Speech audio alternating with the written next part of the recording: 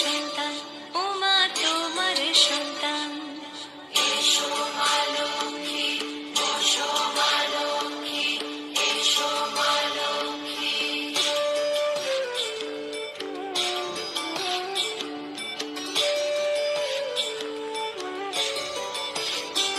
দীপ জ্বলে সাজে শাখ বাজে তোমার বাহনে, পুষ্প অর্ঘ্য আদি দেই মা তোমার চরণে, ওমা তোমার চরণে।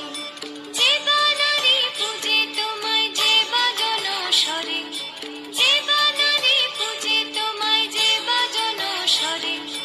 তুমি মাতার মন বাছা দাও পূর্ণ করে, ওমা দাও পূর্ণ করে। এসো মা লক্ষ্মী, বসো মা লক্ষ্মী, এসো মা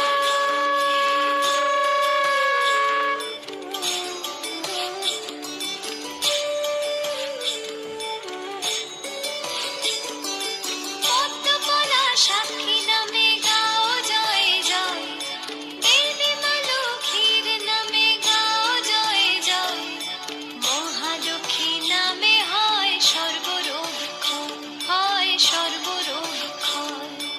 এসো মা লক্ষ্মী, বসো মা লক্ষ্মী, থাকো মা লক্ষ্মী ঘরে ঘরে। এসো মা লক্ষ্মী, বসো মা লক্ষ্মী, এসো মা লক্ষ্মী, বসো মা লক্ষ্মী, এসো মা লক্ষ্মী। বানারে পূজে তোমায়, যে বাজন স্বরে, যে বানারে পূজে তোমায়, যে বাজন স্বরে। তুমি মাতার মন বাছা দাও পূর্ণ করে, ওমা দাও পূর্ণ করে। এসো মা লক্ষ্মী, বসো মা লক্ষ্মী, এসো মা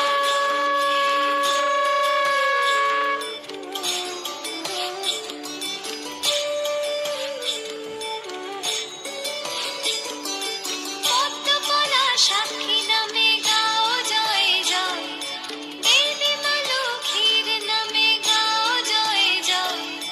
মহালক্ষ্মী নামে হয় সর্বরোগ ক্ষয়, হয় সর্বরোগ ক্ষয়। এসো মা লক্ষ্মী, বসো মা লক্ষ্মী, থাকো মা লক্ষ্মী ঘরে ঘরে। এসো মা লক্ষ্মী, বসো মা লক্ষ্মী, এসো মা লক্ষ্মী, বসো মা লক্ষ্মী, এসো মা লক্ষ্মী।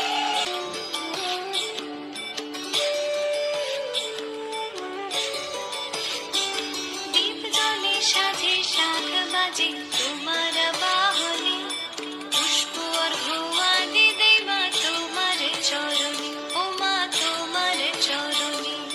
যে বানারে পূজে তোমায়, যে বাজন। হ্যালো বন্ধুরা, শুভ সকাল। নতুন একটা সকালে তোমাদের সবাইকে স্বাগত। আর আজকে সকাল সকাল দেখো পূজা দেওয়া হয়ে গেছে, দিয়ে আজকে একটা রেসিপি শেয়ার করব। তো সকাল সকাল উঠি আজকে, যেহেতু বৃহস্পতিবার, উঠেই আগে পুজোটা দিয়ে দিলাম, তারপর চলে আসলাম সকালে রান্নাবান্না নিয়ে। তো সকালে আজকে রান্নাবান্না কী করছি সেটাই তোমাদের কাছে আজকে শেয়ার করবো। তো দেখো এখানে আলু কেটে নিয়েছি, বেগুন, পেঁয়াজ, টমেটো, লঙ্কা, আদা বাটা, তারপর নিয়েছি ধনে পাতা। তো আজকে কি রান্না হবে? আজকে রান্না হবে দেখো বাটা মাছ। বাটা মাছ আগের দিন রাতে নিয়ে এসেছিল। তো বাটা মাছ বেগুন আলু দিয়ে পাতলা ঝোল হবে আজকে, সেটাই তোমাদের কাছে শেয়ার করব। তো দেখো আমি আগেই কড়াইতে তেল দিয়েছি, দিয়ে আমি আলুগুলো আগে ভেজে নেব।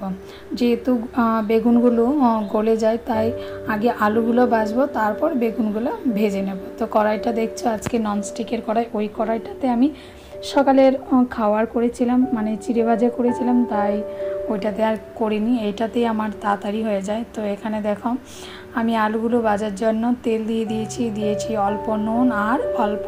এখন চলো আলুগুলো আমি ভেজে নিই। তো বন্ধুরা এইভাবে এই গরমে মানে কি বলবো, আগুনের গোলার মতন গরমে, এটা গরমে এরকম হালকা পাতলা খাবার খেতে অনেকে ভালো লাগে। আর এই ব্লগটা অনেক আগে আমি মানে করেছিলাম, কিন্তু এটা তোমাদের কাছে শেয়ার করা হয়নি, কারণ অনেক দিন পরই শেয়ার হবে। কেননা আমাদের এখানে যেহেতু বর্ষা হয়েছিল, ঘূর্ণিঝড় হয়েছিল, কারেন্ট বিদ্যুৎ কিছুই ছিল না, তাই এটা তোমাদের কাছে যেতে অনেকটাই সময় লেগে গেছে। তো কী করব, করার কোনো কিছুই নেই, আমার হাতে তো আর নেই। তো কারেন্টও নেই, এদিকে বৃষ্টি, নেটও নেই, মোবাইলে চার্জ নেই, কীভাবে তোমাদের কাছে এটা শেয়ার করব, তাই আজকে এটা শেয়ার করছি। তো দেখো, কথা বলতে বলতে আমার আলু ভাজাটা হয়ে গেছে। আর যেদিন এটা মানে এই ভিডিওটা করছিলাম সেদিন একদম এত রোদ ছিল আর এত গরম ছিল, কি বলবো, যেরকম মনে হচ্ছে যে সূর্যমামা আগুনের গোলা আমাদের দিকে ছুঁড়ে মারছে। তো এত গরম, তাই ভাবলাম আলু আর বেগুনের পাতলা ঝোলটাই আজকে করি। তো সেটাই তোমাদের কাছেও শেয়ার করছি। আর এটা একদম সিম্পল, রান্নাটাও সিম্পল, অতি সহজভাবে এটা করা যায়। তো দেখো, কথা বলতে বলতে আমি আলু ভাজা হয়ে গেছে, এখন আমার ব্লগটা যেখান থেকে দেখছো বেগুনগুলোকে ভালোভাবে ভেজে নিই। পুরো ভিডিওটা স্কিপ না করে পুরোটা দেখো, তাহলে পুরোটা দেখলেই বুঝতে পারবে যে রান্নাটা কতটাই সহজ। আর কথা বলতে বলতে দেখো আলু আর বেগুন ভাজি হয়ে গেছে। আর এত গরম, কি বলবো, গরমে তখন যেই দিন আমি এই রান্নাটা করছিলাম সেই দিন খুব গরম ছিল। এখন তো বর্ষা, আমি যেহেতু অনেকটা দিন বাদে ভয়েস দিচ্ছি, ভিডিওটা এডিট করছি, এখন তো যা বৃষ্টি হয়েছে সেই ভিডিও আসবে কিছুদিনের মধ্যেই। কারণ আমার তো কি বলবো, আমার মোবাইলটা বেশি একটা ভালো না, তাই ভিডিও তোমাদের কাছে শেয়ার করতে মানে খুবই কষ্ট হয়, এডিট করতে আমার 2 দিন লাগে। তো কি আর করবো, করার নেই, কারণ সে মতো হাতে এখনও টাকা নেই, তো একটা ভালো দেখে মোবাইলও কিনতে পারছি না। তো এখন দেখো, কথা বলতে বলতে আমি শুকনো লঙ্কা, তেজপাতা সব কিছু দিয়ে দিলাম। আর সব কিছু আমি তোমাদের কাছে শেয়ার করি, তোমাদের কাছে বলি, কেউ কিন্তু খারাপ পেও না। মনের কথা তোমাদের কাছে বলবো না তো কাকে বলবো বলো, তোমরা হলে আমাদের ফ্যামিলি। তো ফ্যামিলির কাছে যেহেতু ছোটো খাটো বড়ো সব কিছুই শেয়ার করি, তো মনের কথাগুলো কেন শেয়ার করবো না, সে বলে আমি বললাম আর কি। তো দেখো, এখানে কথা বলতে বলে আমার পেঁয়াজগুলো হয়ে যাচ্ছে। পেঁয়াজগুলো হয়ে গেলে আমি একের পর এক যে মশলাগুলো কেটে রেখেছি, যেরকম কি টমেটো কুচি আর আদা বাটাটা, সেটা আমি দিয়ে দেবো। আর এইভাবে আমি যেদিন রান্নাটা করেছিলাম সেদিন খেয়ে কিন্তু আমরা একটাই তরকারি করেছিলাম সেদিন, এই মাছের ঝোলটাই করেছিলাম। কথা বলতে বলতে আমার সব মশলা দেওয়া হয়ে গেছে, মানে দুর্দান্ত হয়ে দিয়ে দেবো। কাঁচা লঙ্কাগুলো দিয়ে একটু এটাকে ভাজি করে নেবো। দেখো, এখানে আমি আদা কুচিও দিয়ে দিয়েছি। এবার এটাকে ভালোভাবে ভাজা করে নিয়ে তাতে দিয়ে দেবো নুন দিলেই কিন্তু টমেটোটা সিদ্ধ হয়ে যাবে, টমেটোটা গলে যাবে। টমেটো এমনি গলে যায়, কিন্তু এই সিজনে টমেটো একটু গলতে সময় লাগে, তাই আমি তাতে একটু অল্প পরিমাণে জল দেব। জল দিয়ে এটাকে ভালোভাবে কষিয়ে নেব, কারণ কেননা টমেটোটা গলতে চায় না। যেহেতু আমি লঙ্কা এইভাবেই দিই, কারণ যেহেতু আমার মেয়ে খায়, তাই বেটে আমি লঙ্কা দিই না, তোমরা ইচ্ছে করলে বেটে দিতে পারো। এবার আমি এটাকে ঢেকে রেখে কিছুক্ষণ সময় বাদে খুলে দেবো। দেখো, খুলে দিয়েছি, খুলে দিয়ে দেখো আমার টমেটোটা একদম গলে গেছে। এবার বাকি গুঁড়া মশলাগুলো, যেমন কি হলুদ গুঁড়ো, ধনে গুঁড়ো, জিরে গুঁড়ো, একের পর এক মানে ওজন মতো দিয়ে দেবো। তো দেখো, আমি যতটুকু দরকার ততটুকুই দিচ্ছি, তোমরা তোমাদের অনুযায়ী দেবে। এখানে আমি আধা চামচ কিন্তু দিয়েছি, অল্প পরিমাণে মশলা আমরা এখন দিয়ে খাচ্ছি, যেহেতু অতিরিক্ত গরম। যত মশলা কম খাবে, যত তেল কম খাবে, তত তোমাদের স্বাস্থ্যের পক্ষে ভালো, কোনো রোগ আসবে না, পেটের কোনো সমস্যা হবে না। আর প্রচুর পরিমাণে জল খেতে হবে, গরম হোক, শীত হোক, বর্ষা হোক, যে কোনো টাইমে অতিরিক্ত জল খেলে শরীরের অর্ধেক রোগই ভালো হয়ে যায়। তো চলো, এইভাবে কথা বলতে আমার ভালোভাবে এবার মশলাগুলো দেওয়া হয়ে গেছে। মশলা থেকে তেল না ছাড়বে ততক্ষণ অবধি আমি মশলাটা কষাতেই থাকবো। আর এইভাবে দেখো মশলাটা কষানো হয়ে গেছে, তারপর এর মাঝে দিয়ে দেবো আলু আর বেগুন ভেজে রাখা সেগুলো। তো এক হাতে তো দেওয়া যাচ্ছে না, তাই মানে কি অল্প অল্প করে দিচ্ছি।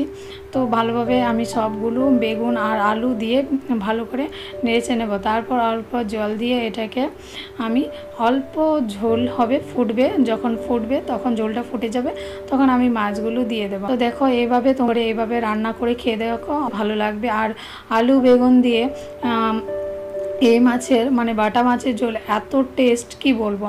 আর বাটা মাছটা যত কাটা জাতীয় মাছ আছে তত বেশি টেস্ট লাগে। তো আমার দেখো এখানে মাছটা দেওয়া হয়ে গেছে। মাছটা দেওয়া হয়ে গেলে কিছুটা ফুটে গেলে আমি ধনেপাতা কুচিগুলো সুন্দরভাবে দিয়ে দেবো। আর এই দেখো আমি সবগুলো মাছই দিয়ে দিচ্ছি, কারণ কেন আমি দুবেলা এবেলা আর ওবেলার জন্য একসাথেই রান্না করে নিই। তো এবার কিছুটা ফুটে গেলে তারপর ধনেপাতা দিয়ে দেবো। আর তোমরা অবশ্যই রান্নাটা কেমন হয়েছে অবশ্যই কমেন্টসের মাধ্যমে জানাবে, আর ভিডিওটা প্রচুর পরিমাণে শেয়ার করবে, লাইক করবে, আর অবশ্যই কমেন্টসের মাধ্যমে জানাবে। তো দেখো আমার কথা বলতে বলতে আমার আলু বেগুনের বাটা মাছের ঝোল হয়ে গেছে। তো দেখো কতটা সুন্দর হয়েছে, খেতেও কিন্তু দারুণ হয়েছে। তো দেখো লাস্ট ফিনিশিংটা। তো আজকের জন্য ব্লগটা এখানেই শেষ করলাম। টাটা বাই বাই, দেখা হবে নেক্সট আরেকটা ব্লগে। টাটা।